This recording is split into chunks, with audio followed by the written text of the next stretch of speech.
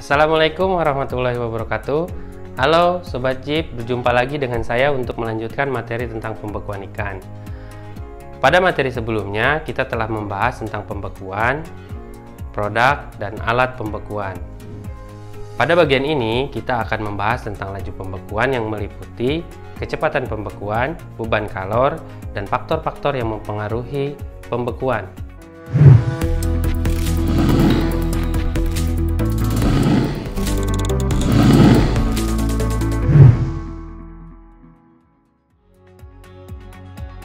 Apakah Sobat Jeep pernah menghitung berapa lama suhu ikan diturunkan? Pengukuran waktu yang dibutuhkan untuk menurunkan suhu produk pada titik yang paling lambat menjadi dingin atau beku disebut laju pembekuan. Laju pembekuan merupakan faktor yang penting untuk menentukan mutu produk beku yang dihasilkan. Laju pembekuan berkaitan dengan kecepatan. Kecepatan pembekuan dibagi menjadi tiga, yaitu pertama, pembekuan lambat. Pembekuan lambat jika waktu yang dibutuhkan adalah 30 menit atau lebih untuk 1 cm bahan yang dibekukan. Kedua, pembekuan sedang.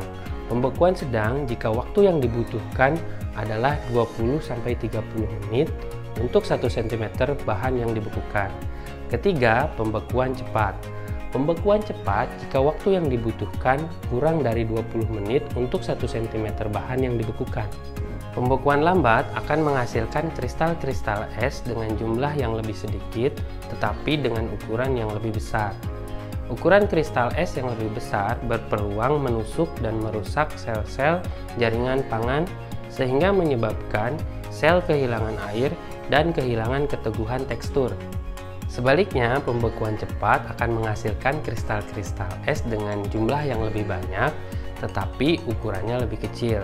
Dengan demikian, semakin cepat laju pembekuan, maka semakin kecil ukuran kristal-kristal es yang terbentuk sehingga tidak merusak sel dan tekstur produk pangan. Selama proses pembekuan, kalor merupakan faktor yang harus dihilangkan agar suhu dapat diturunkan dan dipertahankan. Ada dua beban kalor yang harus dihilangkan, yaitu beban kalor dari produk, kalor yang harus dihilangkan dari produk yang direfrigerasi untuk menurunkan suhu sampai dengan titik beku. Yang kedua, beban kalor non-produk. Beban kalor yang bersumber dari benda yang terdapat di ruang pendingin, baik langsung maupun tidak langsung menghasilkan kalor. Selanjutnya, faktor apa saja yang mempengaruhi laju pembekuan? Yang pertama, alat pembeku. Kedua, suhu. Ketiga, pengepakan produk. Keempat, jenis dan ketebalan produk. Pada jenis produk, semakin tinggi kandungan lemaknya, maka semakin rendah kandungan airnya. Sebagian besar panas yang dikeluarkan dari produk selama proses pembekuan adalah untuk membekukan air. Jika kandungan airnya sedikit, maka jumlah panas yang diambil semakin sedikit pula. Setelah menyimak materi tentang pembekuan ikan, Sobat Jeep dapat menyimpulkan bahwa yang pertama, proses pembekuan dapat memperpanjang masa simpan ikan dengan menerapkan prinsip dan pengepakannya. Yang kedua, produk ikan beku dapat dihasilkan dengan menggunakan alat pembeku sesuai dengan karakteristiknya.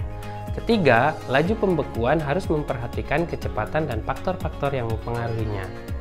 Demikian informasi tentang pembekuan ikan.